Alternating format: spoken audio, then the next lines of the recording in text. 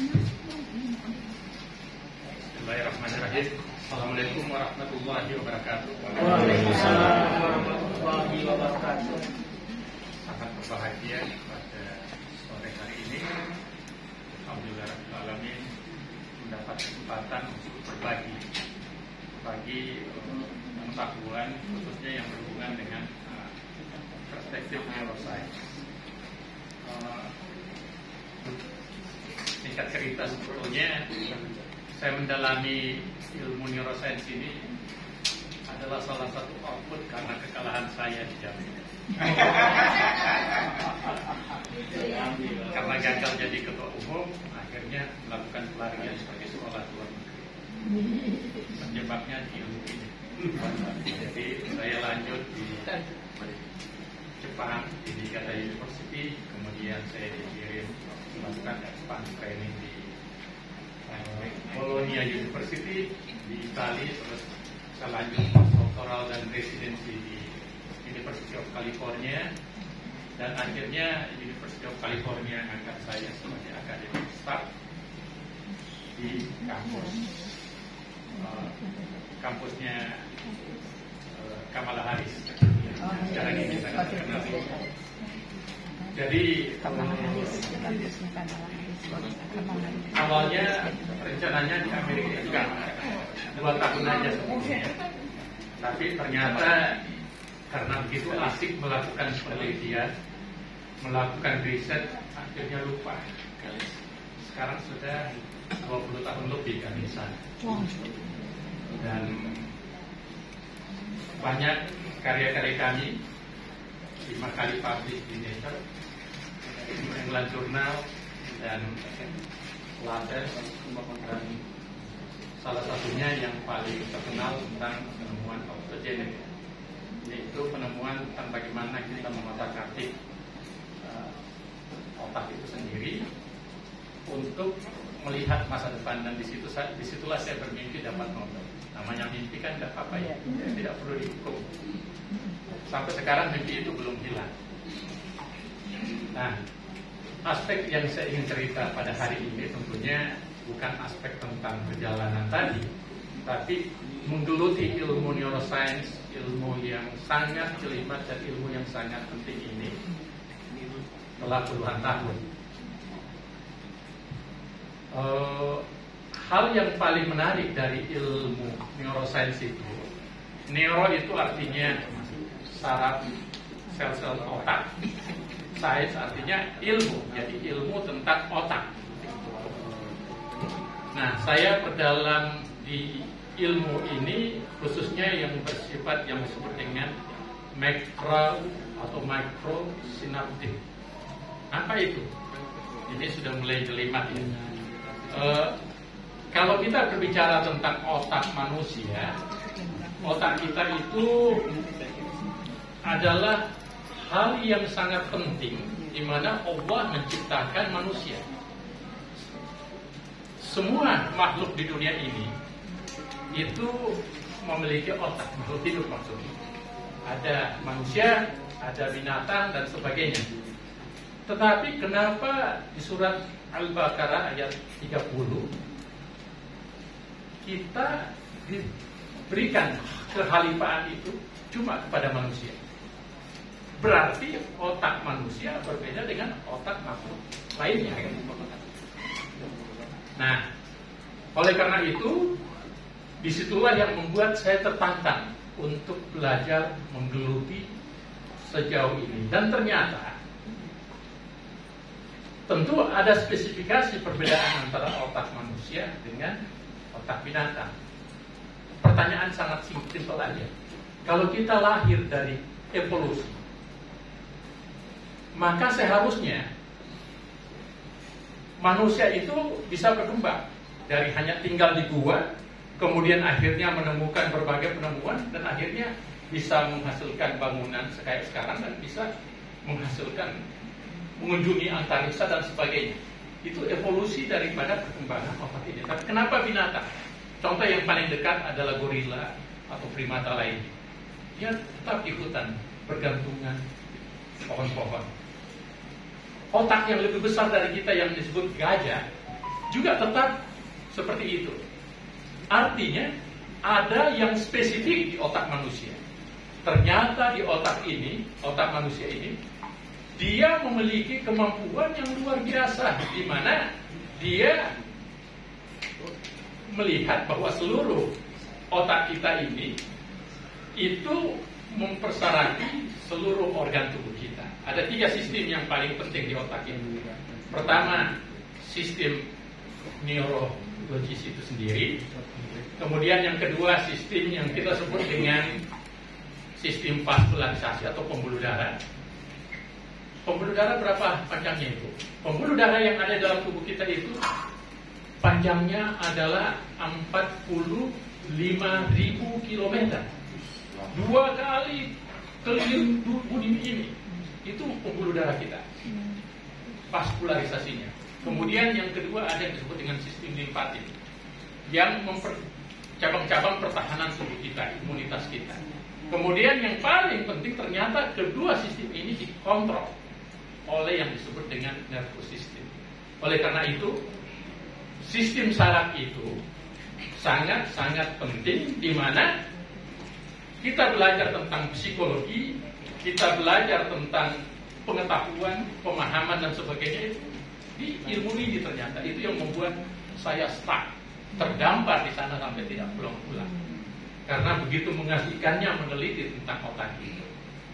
Dan tentu tugas saya di sini diberikan penjelasan tentang bagaimana pola asuh hubungannya dalam perspektif neuroscience untuk melihat masa depan Indonesia di tahun 2045, tepat 100 tahun Indonesia merdeka. Oleh karena itu saya cuma punya ada 6 slide. Slide kedua tentunya, slide kedua. Di situ saya mau perlihatkan bahwa sebetulnya untuk mencapai tantangan Indonesia Emas ini, kita punya 3 masalah utama. Sebagai orang yang melakukan pembelajaran puluhan tahun di ilmu neuroscience, skill saya yaitu skill yang disebut dengan cardiac and neurointervention. Dibayar mahal Pak, satu kali saya tanganin pasien minimal sekitar $15.000 satu pasien. Berarti lebih dari 200 juta. Nah, kita masuk artificial intelligence, itu menjadi challenging. Artificial intelligence ini sudah sampai pada detik ini. Bagian dari penemuan kami yang disebut dengan neurosinaptik dipakai oleh Elon Musk untuk melakukan transplantasi chip lewat Neuralink-nya, dan itu telah diaplikasikan ke manusia sekarang. Jadi manusia berimplan dengan transplant implan yang disebut dengan brain computer interface. Jadi itu panjang ceritanya, tetapi sekarang sudah diaplikasikan ke manusia. Sekarang aplikasinya pada manusia itu adalah perpaduan antara artificial intelligence dengan kemampuan interface ini. Banyak banget. Interface ini untuk bagaimana bisa membuat manusia itu, orang yang dulunya lumpuh bisa bergerak. Kan aplikasinya bagus, tapi seperti bermata pedang 2 itu, ini bisa berdampak parah ke depan dalam konteks yang lebih besar, bisa berbahaya. Kemudian yang kedua, kita juga melihat bahwa kita mempunyai keterbatasan. Keterbatasan apa? Di dunia ini itu keterbatasan air ya. Alam semesta telah mengalami perubahan iklim dan banyak dampak-dampaknya. Kemudian yang berikutnya adalah yang kelebihan Indonesia yang kita sebut dengan bonus demografi, karena kita mau menghubungkan dari sesuatu yang sangat mikro ke arah yang besar, Indonesia emas. Jadi ini pekerjaan yang cukup berat ini, memberikan materi ini. Oke, slide berikutnya. Nah, kita berada pada tantangan yang luar biasa yang telah diceritakan oleh Prof. Ahmad dan Kawia ya, karena lebih senior dari saya. Yaitu pertama kita memasuki yang disebut dengan Industrial Revolution 5.0, bukan lagi 4.0. Kenapa? Karena sudah termaktub dengan artificial intelligence itu tadi. Jadi kalau revolusi pertama itu ditemukannya mesin uap, kemudian yang kedua ditemukannya elektrik, terus ditemukannya telekomunikasi, kemudian yang keempat ditemukannya komputer. Semua orang sekarang sudah komputer. Kelima adalah kita berada pada fase yang loncat lagi, yaitu artificial intelligence yang pulang belum, tapi simpan aja ya. Ini tandanya protes mungkin. Kemudian yang kedua, digitalisasi dan artifisial, kemudian telekomunikasi, kemudian climate change dan globalisasi. Saya tidak perlu panjang lebar di sini. Tadi sudah dijelaskan tantangan itu oleh dua pembicara sebelumnya. Nah, slide berikutnya. Nah, di sini saya punya bidang. Saya ingin berbicara panjang di sini. Ya, mungkin dengan menatap gambar ini, apa yang ada dalam pikiran Bapak Ibu semuanya? Ini kurang lebih mirip-mirip dengan gambar peta dunia. Kalau kita melihat gambar peta dunia, kita sampai sekarang kan sampai detik ini juga per kilometer itu sudah didata oleh Google, sehingga kita kemana-mana menggunakan Google Map. Itu lewat sistem radar. Tetapi neuroscience sudah memetahkan detik-detik otak kita itu. Ini baru makronya, belum mikronya. Ini makronya. Nah, kita bicara makro dulu. Makro otak itu terdiri atas ada yang kita sebut dengan otak keteban, disebut frontal. Kemudian di samping ada parietal. Terus di belakang ada occipital cortex. Terus di belakangnya ada otak kecil, disebut cerebellum. Terus di belakangnya lagi ada optikus untuk melihat. Kemudian di bawahnya ada hippocampus. Nanti kita bicara tentang ini, itu pusatnya di hippocampus dan prefrontal cortex. Terus di bawahnya lagi ada yang disebut dengan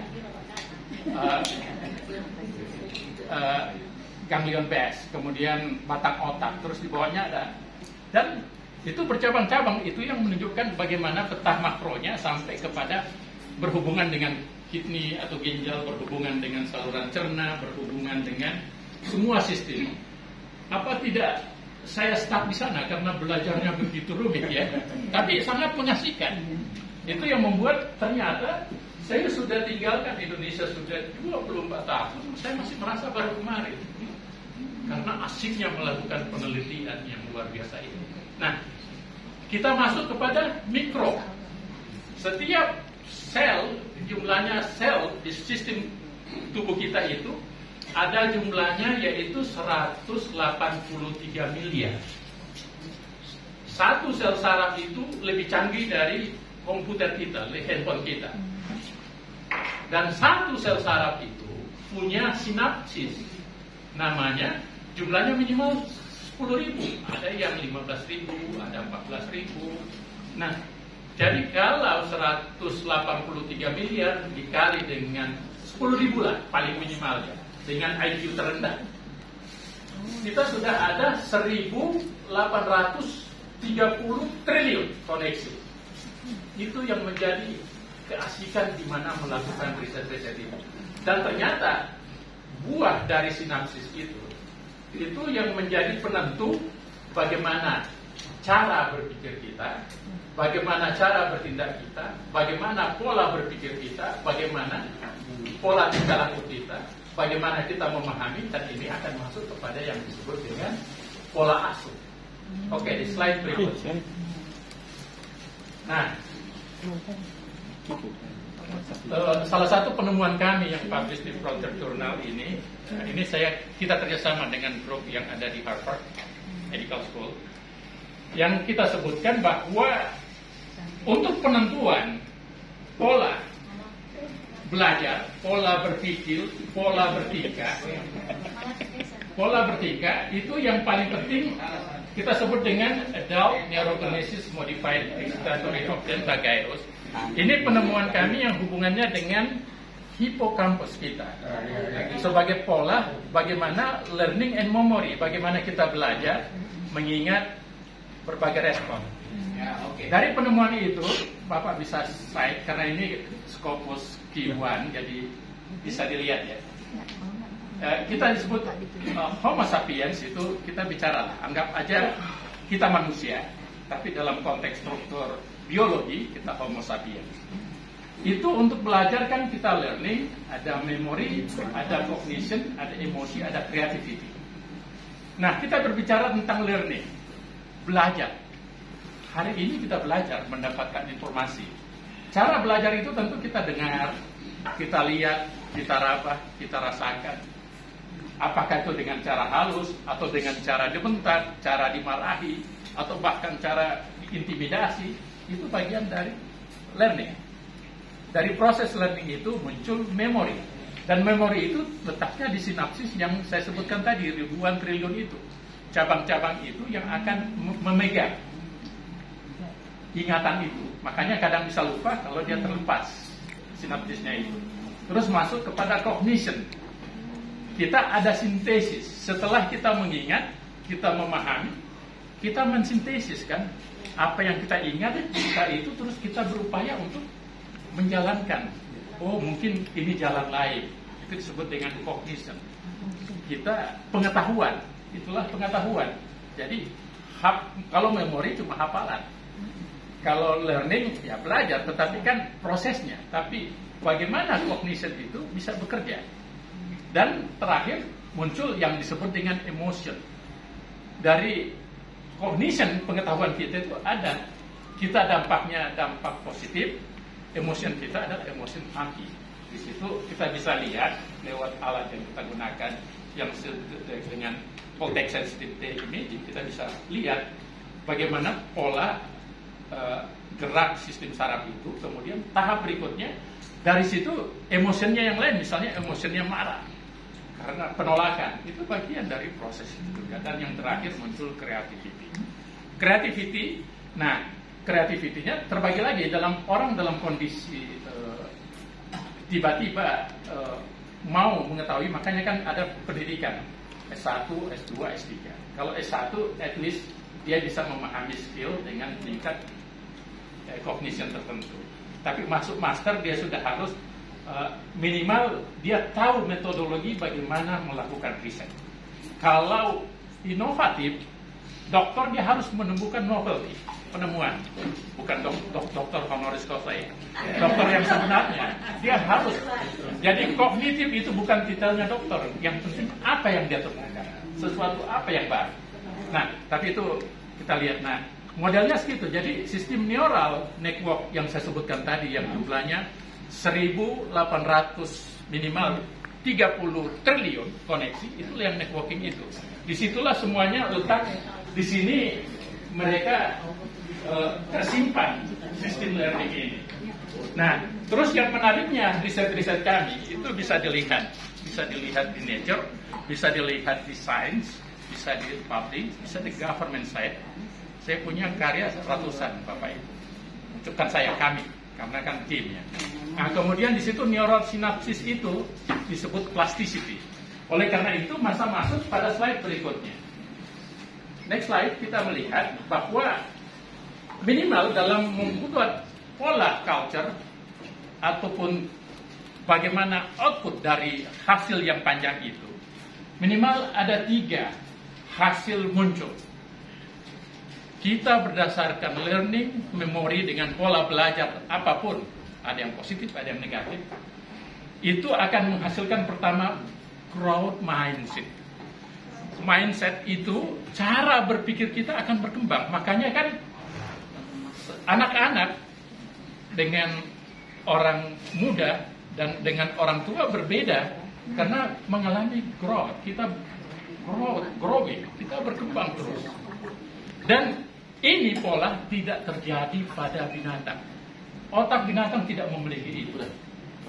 Makanya dia tidak bisa menghasilkan creativity, dia tidak menghasilkan culture, tidak menghasilkan teknologi dan sebagainya, karena tidak ada growth mindset itu tercipta pada binatang. Seandainya dia binatang bisa begini, berbahaya Bapak Ibu. Dia bisa kejar-kejar kita, bisa dia. Tapi ternyata Allah luar biasa. Dia sudah tetapkan cuma manusia yang jadi khalifah di muka bumi ini. Itu pembuktian bagaimana Islam itu Al-Quran luar biasa. Saya belum bicara tentang bagaimana persaksian ribuan triliun koneksi itu terhadap keesaan Allah. Saya ada beberapa karya yang saya akan padukan dengan sebuah buku saya akan buat bagaimana, karena saya seorang muslim, saya percaya Allah, tauhid itu. Jadi semakin kita mendalami ilmu ini, justru kita semakin dekat sama Allah. Ya subhanallah. Kemudian yang kedua, output dari ground mindset itu maka akan melahirkan, makanya setiap kita itu adalah pemimpin. Jadi diajarkan anak-anak itu penting. Sebagai poin yang paling penting dari sebuah kepemimpinan adalah tanggung jawab. Jadi karena berkembang growing kita punya kapasitas, growing kita punya pengetahuan, informasi yang begitu banyak dengan teknologi yang sekarang ini begitu besar. Di situ membutuhkan tanggung jawab. Dan tanggung jawab ini adalah kepemimpinan. Maka saya berbahagia menjadi kader HMI. Saya dilatih jadi pemimpin di sini. Saya punya 3 anak. Anak-anak ini saya latih dengan pola HMI.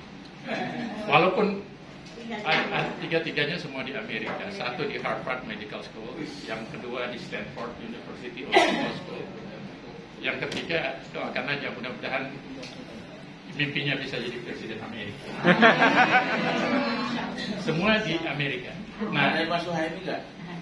Ya kita HMI kan, makanya yang training langsung. HMI kan bro. Iya. Kemudian yang ketiga, akibat dari crowd pemikiran yang berkembang dengan berbagai multi knowledge-nya tadi, kemudian menghasilkan transformasi kepemimpinan. Mulai tentu kepemimpinan tanggung jawab anak beda dengan tanggung jawab orang muda dan tanggung jawab orang dewasa.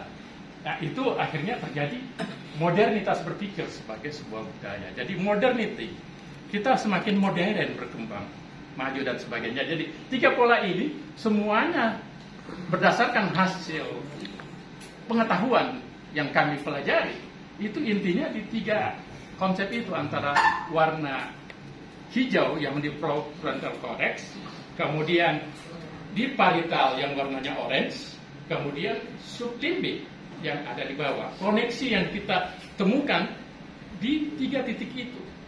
Jadi bagaimana merangsang otak anak, bagaimana merangsang sikap anak kita untuk selalu belajar dan belajar dengan bagaimana menstimulasi 3 area tadi. Nah, stimulasi 3 area tadi tentu seperti tadi kan lewat ngomongan. Ngomongan kan terbagi macam-macam lagi, ngomongan yang voice-nya tinggi, voice-nya rendah. Berdasarkan sensitisasi pendengaran. Kalau yang warna prefrontal cortex dia sangat sensitif dengan pendengaran. Dan pada wanita biasanya ini yang paling sensitif. Makanya wanita itu lebih senang kalau dia dirayu-rayu dengan rayuan gombal. Karena parietalnya dia punya sel excitatory neuronnya di situ lebih tinggi dibanding jumlah yang laki-laki.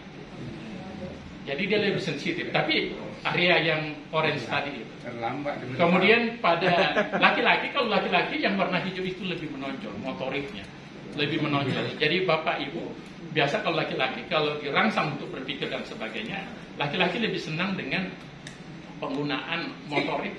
Makanya dengan gerakan kayak latihan. Nah pola seperti ini dilakukan. Kemudian ujung-ujungnya nanti semua ke sublimbik, di bawahnya hipokampus seperti yang kami temukan tadi. Oke, next slide berikutnya. Nah, jadi dengan konteks seperti itu maka jelas sekali bahwa kita harus pola pendidikan dengan jenis apapun harus melakukan pendekatan, memanfaatkan pendekatan potensi otak manusia tadi. Tidak boleh kita hanya melakukan berdasarkan tidak memperhatikan kapasitas otak itu. Kenapa? Karena tiap otak manusia itu berbeda-beda antar individu. Kembar saja berbeda, apalagi tidak kembar ya. Kemudian usia juga berbeda. Jadi tiap tingkatan anak, mulai dari anak yang paling muda sampai dari asuhan, maka Islam sangat tepat kan. Didiklah anakmu mulai dari ayunan sampai kelelahan. Karena memang kita belajar long education, long life education itu, dan itu metode yang luar biasa. Jadi pembuktian tentang secara saintifik metode yang diberikan oleh Rasulullah itu adalah metode yang sangat-sangat akurat, precise-nya sangat tinggi. Jadi kalau seorang ahli psikologi, ahli pembelajar, apalagi dia bekerja di IAIN, seharusnya lebih mantap karena dia tahu sainsnya, dia tahu ayatnya, suratnya, hadisnya. Kalau kami kan hanya mencoba mencocok-cocokkan. Tapi sebagai seorang muslim saya sangat bahagia. Ada beberapa sahabat kami, guru besar juga sudah masuk Islam yang dulunya di ateis. Ya, jadi secara prinsipil bahwa pendekatan saintifik itu sangat-sangat penting, khususnya berbicara tentang pola asuh, pola pikir, education itu melibatkan ilmu neuroscience, ilmu tentang otak.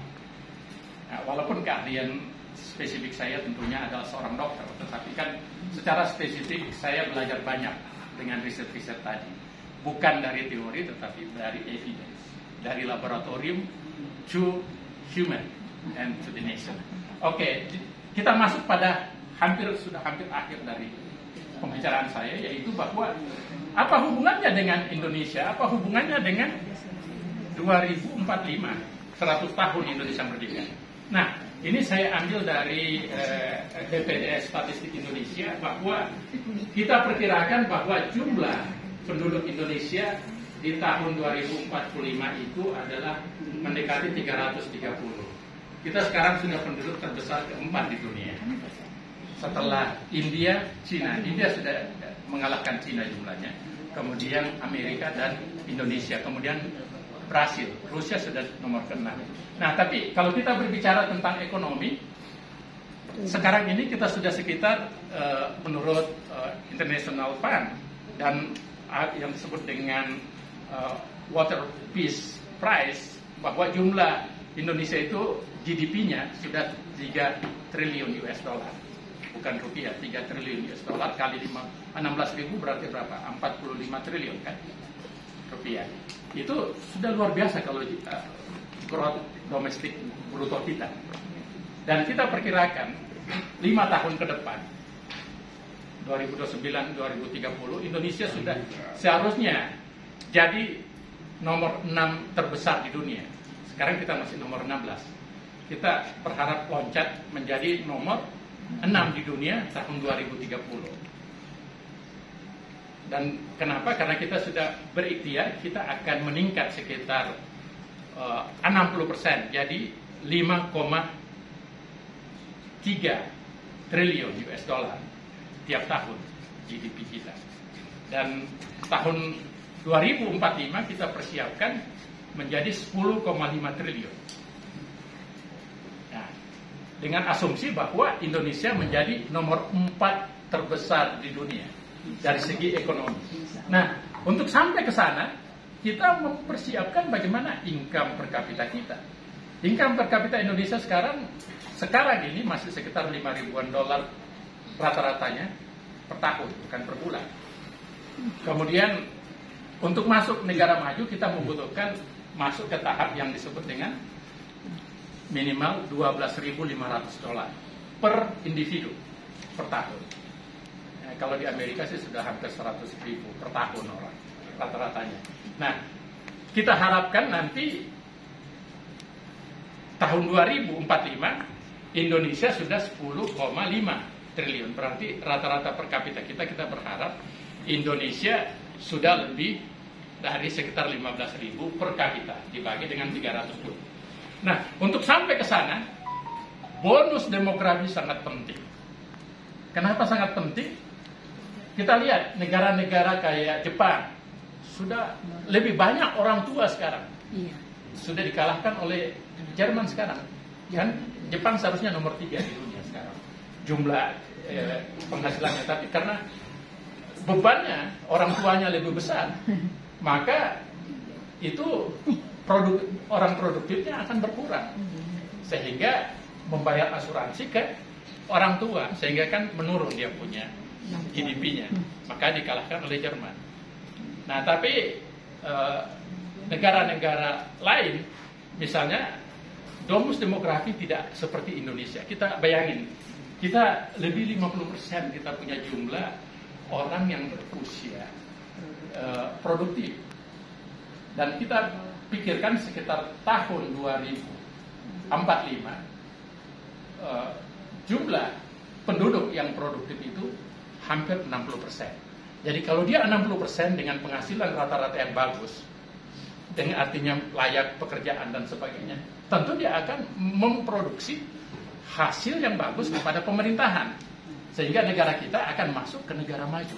Jadi kita persiapkan at least tanda-tanda kesuksesan ini tahun 2030, sehingga posisi Pak Prabowo dan Gibran sangat penting. Dan untuk sampai ke sana, jangan dipandang enteng, anak-anak yang produktif ini harus diperhatikan dengan baik. Bayangin, pada tahun 2000, angka stunting kita itu 37%. Sekarang sudah turun, 21,2%. Tapi masih banyak kan kalau 21. Dan kita bayangin, orang yang stunting ini punya dampak, kemampuan berpikir, kemampuan apa. Oleh karena itu, kita targetkan bagaimana akhir periode kepemimpinan yang berikut ini punya tanggung jawab menurunkan minimal 1 digit, artinya di bawah 10%. Karena kenapa? Kalau kita bonus demografi, tetapi lebih banyak yang menderita, menjadi tanggungan, jadi beban seluruh rakyat, beban keluarga, tapi beban seluruh rakyat. Dan itu berdampak pada kita punya kondisi secara nasional. Jadi secara prinsip education-nya, pendidikannya, kesehatannya, khususnya kesehatan otaknya anak kita ini perlu diperhatikan. Sehingga itu tanggung jawab menteri berikutnya, tanggung jawab presiden berikutnya. Nggak tahu siapa yang diberi tanggung jawab. Yang jelas kita perlu optimis, Bapak Ibu. HMI kan yakin usaha sampai. Pertama, Indonesia human resource-nya itu luar biasa tadi. Jumlah kita besar. Kita terbesar keempat di dunia. Democratic and leadership kita, saya kira karena gara-gara HMI ini semua orang dilatih jadi pemimpin. Karena semuanya latih jadi pemimpin. Banyak pemimpin di negeri kita ini. Coba lihat nanti nih, mau masuk ini pemilu presiden di semua calon kita punya alumni kan. Nah, terus nanti masuk di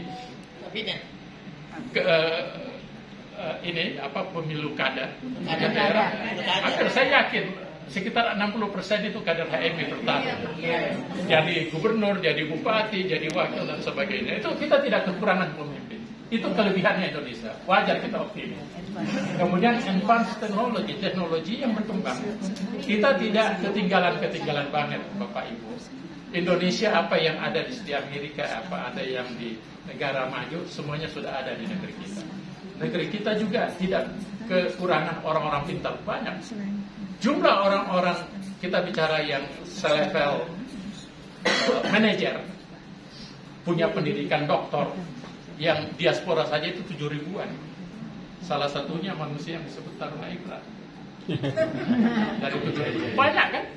Jadi banyak potensi kita, sama juga dokter-dokter asing kita banyak di beberapa tempat.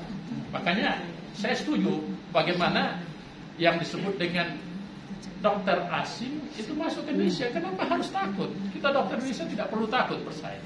Toh yang masuk itu mungkin orang Indonesia juga yang mau mengabdi di sini. Hanya kebetulan dia sudah pindah warga negara, iya kan? Kenapa kita perlu takut? Nah, kemudian yang terakhir, sumber daya alam kita luar biasa. Saya kira tidak perlu dicerita. Kita punya 17.586 pulau. Mana ada negara di dunia seperti itu? Dengan luas daratan dan lautan yang luar biasa. Kita kelebihan air semua ada, yang ada termasuk nikel, lithium dan sebagainya ada di negeri ini. Maka beralasan, reason to be optimistic. I believe we can be the most leader in around the world. Ya, alhamdulillah saya juga sudah terpilih jadi direktur dokter Komisi Dunia. mengepalai 194 negara.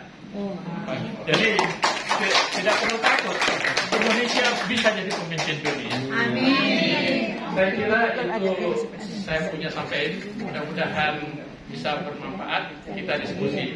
Bila taufik wal hidayah. Assalamualaikum warahmatullahi wabarakatuh.